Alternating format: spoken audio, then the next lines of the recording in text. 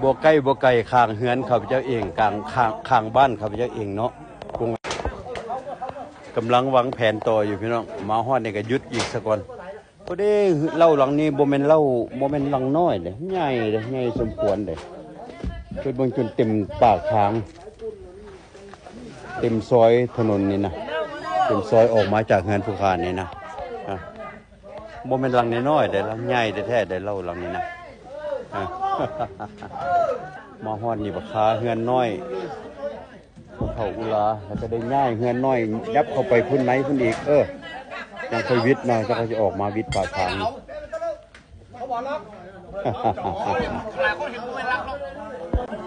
เอาซอยกันนะพี่น้องเด้อ ได้มาซอยพุทธิมันออกเหือออกแหงอยู่นี่กายออกเหือออกแหงอยู่ในบ้านเอาเบ่งกล้ามซอยกันเอายึก มาแล้วกำลังออกมายึก1 2 3ยึกย้ายออกมากำลังเสียเคลื่อนที่ออกมาบ่แม่นของง่ายขนาดบ่แม่นของง่ายเราเข้ากับบ่แม่นเล่าน้อยได้เล่าใหญ่เติบได้น้ำหนักนี่สิเป็นจัก จักกิโลจักเผาก็บ่ฮู้จักว่าสิเป็นจักเผาหรือว่าจักกิโลเนาะออกมาแล้ว2 เมตรกว่า ผ่านมาได้2 เมตรกว่าแล้ว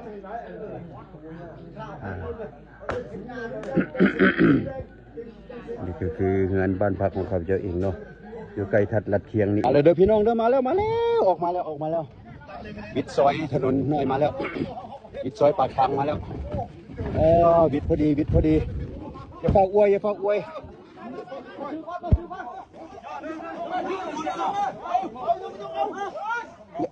เด้อหางมันสิบ่วิดเถอะออกมาซื่อๆก่อนอย่าฝากอวยเด้อหางมันสิบ่วิดต้นสีดาออกมาวันมาฮอดวางพี่ก่อน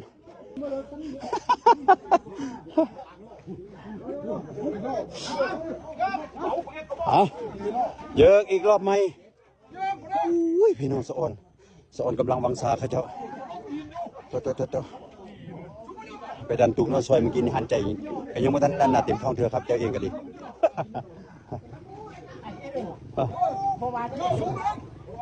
บาดนี้ออกมาหอดทางทีแล้วพี่น้องถนนผาทีแล้วใหญ่เราน้อยพี่น้องเต็มทางพอดีไปแล้วเดี๋ยวบัดนี้เด้อ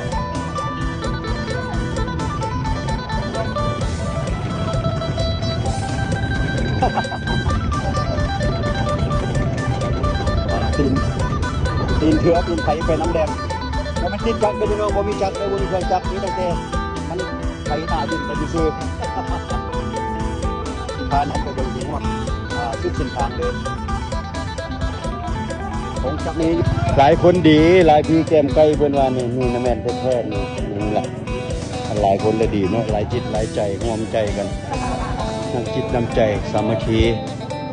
เป็นคนดีทางนั้นพี่น้องเอ้ยทำบ้านมานี่เลยมันมาที่อยู่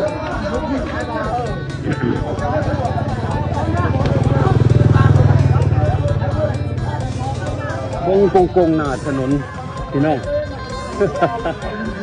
ถึงคนดังเล่าบ่ได้กวมเอาถนนพาทีเส้นนี้เลย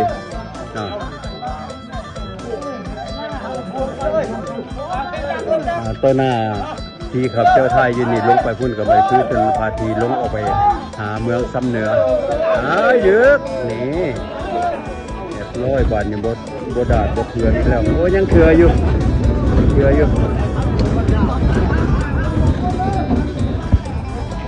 ไปแล้วไปพานำไปเบิ่งว่าไก่หรือไก่ปานในเป็นหามไปนี่ขับเจ้าเดาเบิ่งนี่300-400 เมตรคงจะมีละ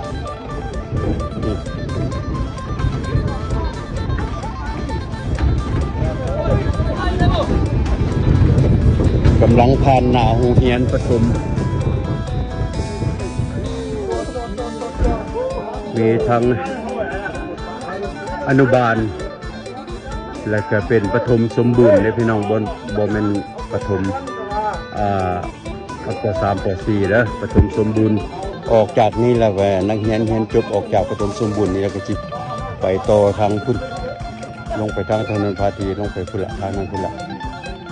ไปโตออยู่ที่มัธยมบ้านพำออกจากนี้ไปก็ประมาณลักหนึ่งลักไปน้อยหนึงเนาะจากบ้านจากนี้ไปหาบ้านพำนี่เพิ่นจะเอาลงไปนี้นี่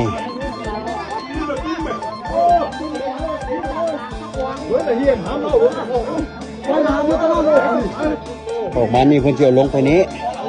ลงไปนี่กับพูนกิมมิมพุ่นละฟากทางหุ่ลุมพุ่นละกาย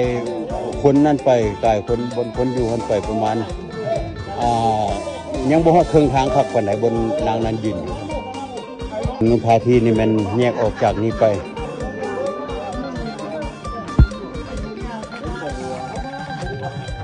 นนพาทีมันแยกออกจากนี้ไปแยกจากสามแยกคนนี้นี่ไปทางนั้นลงไปเมืองสำเหนือแล้วก็แยกให้ชีลงไปหาบ้านหัวเสียงแล้วก็เลยพุ่นละจำถนนพาทีโอ้ยังไกลพาทีไกลหลายจากนี้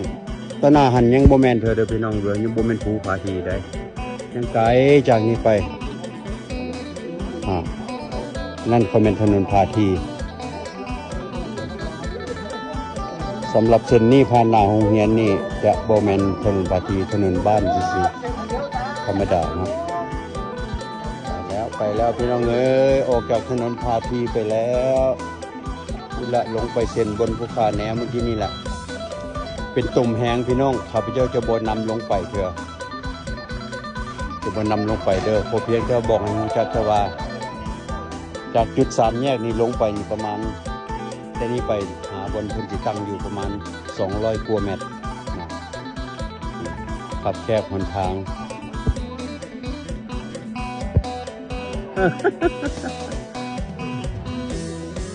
หาเยอะใหม่อีกรอบใหม่สมโอพี่น้องต้นบัวใหญ่บัวโตแต่ว่ามีสมโอหน่อยใหญ่ โอ้นี่ละมันมักสมโอไปแล้วเด้อพี่น้องไปแล้วคุณมัน200 กว่าเมตรจากจุดนี้ไปครับเดี๋ยวจะบ่นำลงไปเพราะว่าเป็นตุ่มแห้งนี่ก็ใส่เกลือแตะมันลุยตุ่มโบถนัดลุยตุ่มโบถนัดสิบลงไปน้ำเพิ่นทอพี่น้องกลับมาเบิ่งบนเก่าบนเพิ่นตั้งอยู่นี่เมื่อกี้นี่เพิ่นย้ายออกจากเมื่อกี้นี่มันอยู่บนนี้จะได้เป็นหูเป็นตาเนาะมื้อเอ้ยไม่ซ้ำเนาะวันนี้เนาะ สว่างสว่างหูสว่างตา เอาจังสันละไปเด้อพี่น้องเด้ออันนี้นำเสนอมาเพื่อเห็นเปิดสายหูสายตานำกันว่าเขตใดบ้านใดท้องถิ่นใดมันเฮ็ดเพิ่นเฮ็ดกันแนวใดเนาะสรุปแล้วก็มีแต่ว่าแม่นความหักแพงความสามัคคีความปุ่มลุมเป็นน้ำจิตน้ำใจเป็นหนึ่งเป็นเดียวกันจังว่ามีความสำเร็จเกิดขึ้นได้สิ่งสินะอันนี้เมื่อกี้นี่ก็คือความสามัคคีของพี่น้องชาวบ้านกลางเมืองสำเหนือแขวงหัวพันเนาะเนาะข้าพเจ้าแล้วก็ถือว่าบ่เคยได้เห็นเราก็จะมาเห็นตัวจริงมื้อนี้เป็นทางการ กันเท่านั้นเด้อพี่น้องเด้อโอกาสหน้ามีโอกาสดีๆมีคลิปดีๆหรือว่าแปลกหูแปลกตาเนาะจะนำมาเสนอใหม่เนาะเอาจะอยู่ใส่ก็ตามมีความหักความแพงน้ำใจปุ่มลุมสามัคคีเป็นบ่อเกิดแห่งความเจริญแท้ๆขน่อยเนาะอันนี้พี่น้องชาวบ้านกลางเฮาก็อยู่มาแต่ปุ๊แต่ปู้ก็อยู่มาด้วยน้ำจิตน้ำใจมาด้วยกำลังวังสาเหือแหงพลังจิตพลังใจสร้างความสำเร็จมาหลายด้านต่อหลายทางเนาะบ่อยากว่าไปหลายเท่านั้นละพบกันใหม่คลิปหน้าบ๊ายบาย